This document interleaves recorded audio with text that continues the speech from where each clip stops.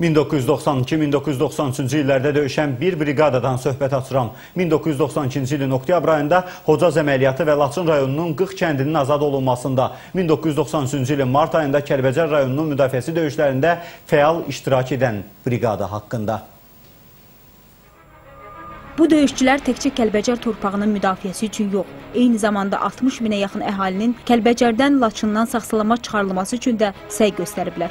Briqadada ilk döyüşdə cəmi 120-130 nəfər döyüşsə də, sonralar hər biri ona yaxın erməni ilə vuruşub. Hər döyüşə cəmi 50 nəfərlə atılıb, cəngavər kimi döyüşüblər.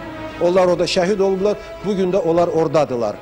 Onların meyidləri bura gəlməyib və bastırılmayıb. Axırıncı döyüşçülər Kəlbəcəri yenə də tərk etməyib. İşğaldan 15 gün sonra kömək gəlmədiyini görərək Tərtər istiqamətindən mühasirəni yarıb keçiblər. Bu briqada 10 gün ərzində 400 zabit və əskər qurban verib. Son hadisələrin şahidləri arasında döyüşçü əskər Məlik Məlikov da var. Hər tərəfli müharisə almışdılar bizə. Yeganə yol o idi ki, çayı keçək. Komandirin rütbələrini qopartdıq ki, onları diri tutmasınlar.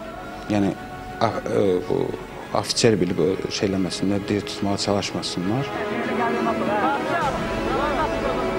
Müsahibimiz Aydın Şiriyev isə deyir ki, biz ölümə getdiyimizi bilə-bilə torpağı yox, mülki əhalini qoruduq. Düzdür, biz uduzduq, bizim şəhidlərimiz çox oldu. Ancaq bizim şəhidlərin hesabına 65 min dinc əhali təxliyə olundu və Xocalı soyqırımının daha böyük başştabla təkrarlanmasına yol verilmədi. Bütün bunlar haqqında bugün Müharibə Veteranlar və Beynəlmiləl Hərbçilər İctimai Birliyinin yığıncağında danışıldı. Tarix, özü də ki canlı tarixdir bunlar. Danışan, dinən, bilən və görən. Bunlar arasında elələri var ki, bugün döyüşdə qazandığı qəlpələr hələ də bədənlərindədir. Bugün məğlubiyyətimiz üzərində qeyd edirik bu qalibiyyətimizi. Ümidvarıq ki, zaman gələr ermənilərdən torpaqlarımızı geri almağın da qalibiyyətini belə bir yerdə qeyd edərik. Pərvin İsmailova, Vüqar Məmmədov, Space.